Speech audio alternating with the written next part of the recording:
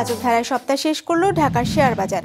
সার্বিক সূচক DSC x 13 point বেড়ে দাঁড়িয়েছে 5,221-এ। বেচাকেনা হয়েছে 335 কোটি টাকার।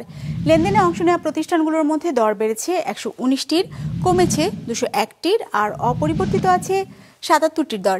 এবার বাজার নিয়ে বিশ্লেষণ শুনবো অ্যালায়েন্স ক্যাপিটাল অ্যাসেট ম্যানেজমেন্টের। আজকে লাস্ট অফ দ্য উইকে মার্কেট বেরিশ সেন্টিমেন্টে ক্লোজ হয়েছে। তবে এই উইকের ওপেনিং ইন্ডেক্স ছিল 5,105 এবং তা প্রায় 117 পয়েন্টস বেড়ে এখন ফাইনালি ক্লোজ হয়েছে 5,222 পয়েন্টসে। পাশাপাশি মার্কেটের টার্নওভার যথেষ্ট লো ছিল, মাত্র 400 কোটি টাকার মতো। পার্সেন্টেজ ওয়াইজ প্রাইস বেড়েছে 29% কোম্পানির প্রাইসে, কমেছে প্রায় 51% কোম্পানির প্রাইসের, এবং অপরিবর্তিত ছিল মাত্র 20%। এবং ফাইনালি সেক্টরের দিক থেকে আজকে সবচেয়ে বেশি লেনদেন হয়েছে ফার্মাসিউটিক্যাল সেক্টরে, ফলোড বাই টেক্সটাইলস এবং ব্যাংকিং সেক্টর।